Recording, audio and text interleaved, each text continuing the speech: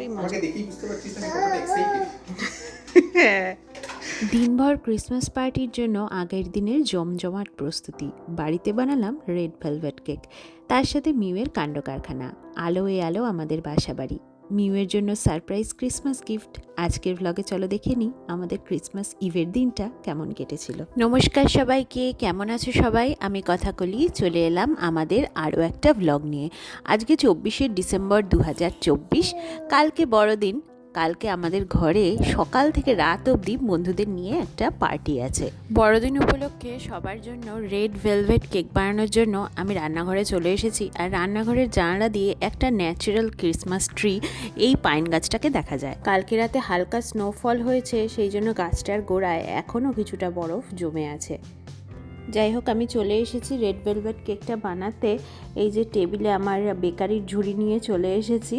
Cake বানানো আর cookies বানানোর জন্য এইসব সামগ্রী আমি ওয়ালমার্ট থেকে কিনেছি। তো আমি যেটা দিয়ে রেড ভেলভেট কেকটা বানাবো সেটা হচ্ছে এই কেক মিক্সটা দিয়ে। বেটি ক্রকারের এটা red velvet cake mix. Cake বানানোর বেশিরভাগ উপাদান এটার মধ্যেই দেওয়া থাকে, আর বাকি যা যা অ্যাড করতে হয় সেগুলো পেছনের ডিরেকশনে দেওয়া থাকে। তো এটা দিয়ে আমি খুব সহজেই কেকটা বানিয়ে ফেলবো। প্রথমেই একটা মিক্সিং বলে কেক মিক্সের প্যাকেটটা কেটে আমি ঢেলে নিয়েছি। এরকম একটা পাউডার ফর্মে কেক মিক্সটা দেওয়া থাকে। কেক মিক্সের প্যাকেটের পিছনে যেরকম উপাদানগুলোর পরিমাণ এর ইনস্ট্রাকশন দেওয়া আছে সেই অনুযায়ী আমি অ্যাড করতে শুরু করেছি। এটা হচ্ছে 1 কাপ জল দিতে হবে, আর দিতে হবে 1/2 কাপ ভেজিটেবল অয়েল, আর দিতে হবে 3খানা ডিম। তো 3খানা ডিম ফাটিয়ে আমি এর মধ্যে দিয়ে দিয়েছি। এই পুরো মিশ্রণটাকে এখন হ্যান্ড হুইস্ক দিয়ে নাড়িয়ে চাড়িয়ে ঠিকঠাক করে মিক্স করে নেব। আসলে এটা ইলেকট্রিক হ্যান্ড হুইস্ক হওয়া সত্ত্বেও আমি বাটনটা প্রেস করিনি, এমনি হ্যান্ড হুইস্কের মতো করেই এটাকে ব্যবহার করেছি।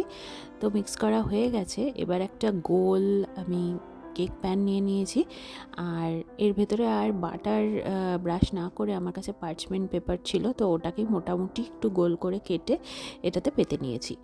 তারপরে পুরো মিশ্রণটা যেরকম দেয় আর কি কেক প্যানে ঢেলে দিয়েছি। তবে এই ঢালার নিয়মটা হচ্ছে এই কেক প্যানের মোটামুটি 3/4 মতন ভর্তি করলেই ভালো। বেশি ভর্তি করলে এটা তো পরে ওভেনে গিয়ে ফুলে যাবে, সেই জন্য পুরোটা ভর্তি না করাই ভালো। কিন্তু এত অল্প পড়েছিল যে আমি পুরোটা ঢেলেই দিলাম। দিয়ে কয়েকবার কেক প্যানটাকে নিয়ে একটু ড্যাপ করে দিয়েছি যাতে সমান হয়ে যায়, সমানভাবে মিশ্রণটা। আর এই যে ওভেনটা আমার প্রিহিট করা ছিল 350 ডিগ্রি ফারেনহাইটে। এই অবস্থায় আমি কেক প্যানটা এর ভেতরে দিয়ে দিলাম। এটা হবে এই 30 মিনিট মতো, তো সেই মতো আমি টাইমটা সেট করে দিয়েছি। এই যে আমার হয়ে গেছে লাল টুকটুকে রেড ভেলভেট কেক বেক করা। তলায় আমি বড় একটা অ্যালুমিনিয়ামের প্যান দিয়েই দিয়েছিলাম পরে, কারণ আমি তো পুরোটা ভর্তি করেছি, ফুলে উঠে যদি নিচে পড়ে যায় সেই ভয়েতে। তো যাই হোক, সেরকম কিছু অ্যাক্সিডেন্ট হয়নি, তবে রিস্ক না নিয়ে কেক প্যানের 3/4 ভর্তি করাই ভালো। তো যেরম দেখলে ছুরি দিয়ে চারপাশটা কেটে নিয়ে আমি এটা উল্টে দিয়ে একটা প্লেটে এটাকে ঢেলে দিয়েছি। আর এই যে পেপারের সঙ্গে যেটুকু উঠে আসলো ওই গুঁড়োটা আমার অ্যাকচুয়ালি কাজে লাগবে, তো সেটা আমি আলাদা করে রেখে দিচ্ছি। যেগুলো খুব গুঁড়ো গুঁড়ো হয়ে যাচ্ছে চারপাশ থেকে, সেগুলো আমি স্টোর করছি ডেকোরেশনের জন্য। তো এই হচ্ছে রেড ভেলভেট কেক। এটা যেহেতু খুব ময়েস্ট কেক, সেই জন্য সফট স্পঞ্জি টাইপের হবে। এবার আমি এই বেকড কেকটাকে মাঝখান থেকে ছুরি দিয়ে কেটে নিচ্ছি ফ্রস্টিং করব বলে। তো এই যে হয়ে গেছে আমার মাঝখান থেকে কাটায়, পুরো ব্যাপারটাকে তুলে আরেকটা প্লেটে আমি আপাতত তুলে রাখবো। তারপর এর মাঝখানটাকে আমি ফ্রস্টিং করে নেব ভ্যানিলা ফ্রস্টিং দিয়ে।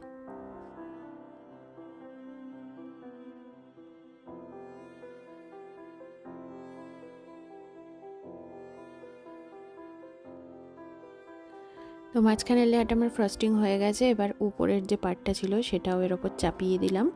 এবার উপরের পার্টটা ডেকোরেট করার পালা। কেকটা খুব স্পঞ্জি, তাই এদিক ওদিক ছড়িয়ে যাচ্ছে, তো ওই জন্য ওটাকে একটু হাত দিয়ে ঠিকঠাক করে শেপে এনে নিলাম।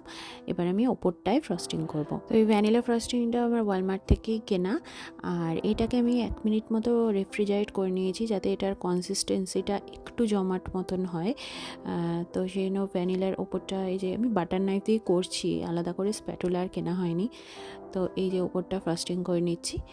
তো আমার মতো করেই আর কি রেড ভেলভেট কেকটা বানাচ্ছি প্রথমবারের জন্য। খুব বেশি প্রফেশনাল লুক তো আর আসবে না, যাই হোক নিজের মতো করে যেটুকু পারছি করছি। আর যাদেরকে খাওয়াবো তারাও একেবারে পরিবারের মতোই, সুতরাং দেখতে একটু খারাপ হলেও কিছু এসে যায় না। তো আশা করি ভালোই হবে। এখানে যে গুঁড়োগুলো রয়েছিল কাটার সময়, যে সমস্ত কেকের গুঁড়োগুলো বেরিয়েছিল, এবার ওপরটাতে এটা ছড়িয়ে দেবো ডেকোরেশন করার জন্য।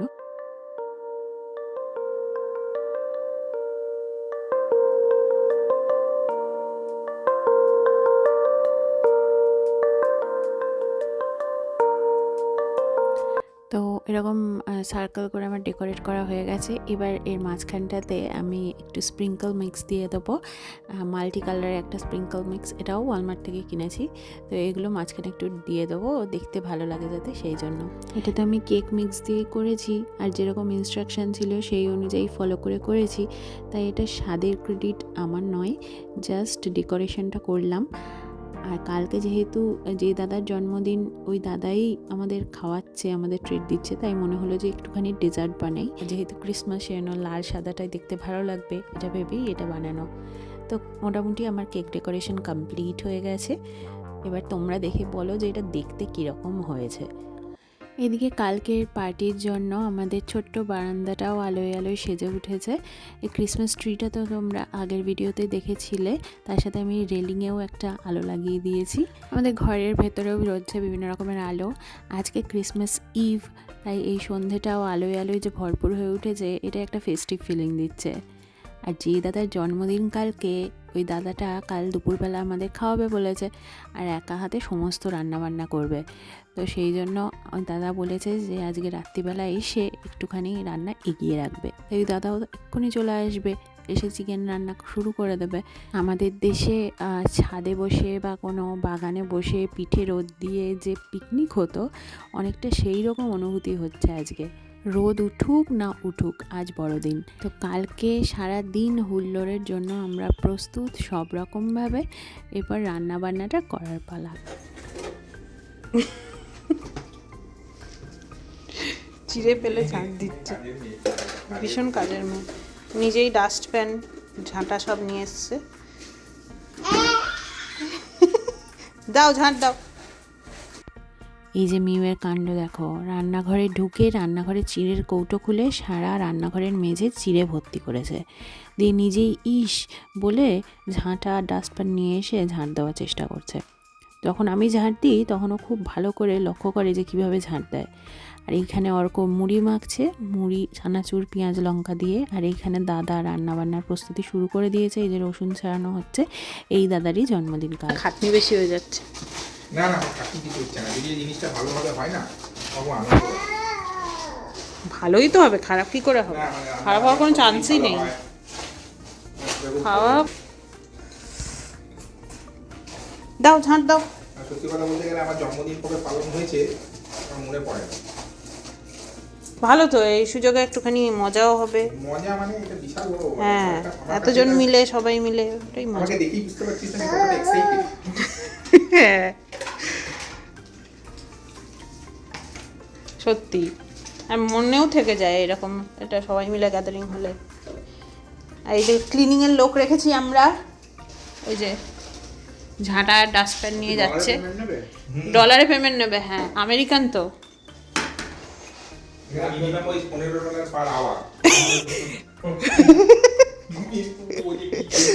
আমরা ফতুরে হয়ে যাব কালকে সারাদিনের পার্টিতে।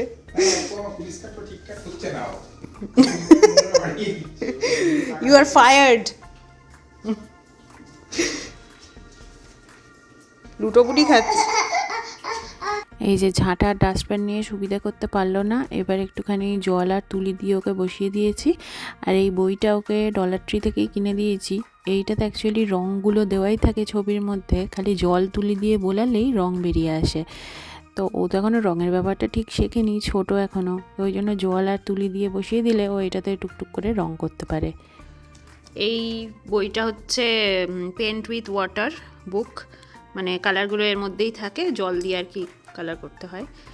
এখনও রং দিলে ও সারা বাড়ি করবে, এখন হাতে অতটা গ্রিপ আসেনি, ওই জন্য এই বইটা কিনে দেওয়া হয়েছে ওকে। জল নিয়ে এরম করলেই কালার হবে। তো সেই এখনও মিউয়ের এখন কালার করা শুরু। Mu colour, let's colour. বাহ বাহ বাহ বাহ, সুন্দর হচ্ছে সুন্দর হচ্ছে, করো করো। এই যে মিউয়ের আরেকটা পছন্দের খেলা হলো এই ক্যাবিনেটের এই জায়গাটা থেকে সমস্ত সফট টয়গুলো ওর বের করে নিয়ে ও নিজে ঢুকবে এটার মধ্যে। তো এটা ডোরটা একটা হালকা লাইট ম্যাগনেট আছে, ঠেলা দিলে বেরিয়ে যায়, সেটা তো পরের কথা। ও নিজে ঢুকে আর দরজাটা দেওয়ার মতো স্পেসও থাকে না, কিন্তু দেওয়ার চেষ্টা করে খুব। তো এটার এখন নতুন খেলা, এটা যে ও কী মজা পায় ওই সেটা জানে। এদিকে ওর ঠাম্মা ভিডিও কলে ওকে দেখছে, তো সেই দিকেও একবার ফিরেও তাকায় না, ও নিজের মতো খেলতেই ব্যস্ত। আর এই ঠাম্মা দাদু সবাই এই ভিডিও কলে থাকে আর ওকে দেখে। তো এখন ইন্ডিয়াতে সকাল, মামনি এখন ঘুম থেকে উঠে চা খাচ্ছে আর মিউকে দেখছে। কাট্টু রাত্রিবেলা এই যে আমাদের চিকেন রেডি হয়ে গেছে, আর চিকেনটা অসাধারণ খেতে হয়েছে। আমরা একটু এই চিকেন দিয়েই ভাত খেয়ে নিলাম ডিনারে, আর সমস্ত গোছগাছ করে নিয়েছি। কালকে সকাল থেকে শুরু হবে হুল্লোড় আর পার্টি। এই যে আমার ক্রিসমাস ট্রি, আর ক্রিসমাস ট্রির তলায় মিউয়ের জন্য রাখা আছে একটা সারপ্রাইজ গিফট। ওই গিফটটা পেয়ে মিউয়ের কেমন রিয়াকশান হয় আর কেমন হয় আমাদের দিনভর হুল্লোড় আর পার্টি, পরের ভ্লগে দেখাবো তোমাদের। তাহলে আজকের ভ্লগটা এই অবধি। সবার শীতের ছুটি খুব ভালো কাটুক, সবাই খুব ভালো থেকো, সুস্থ থেকো।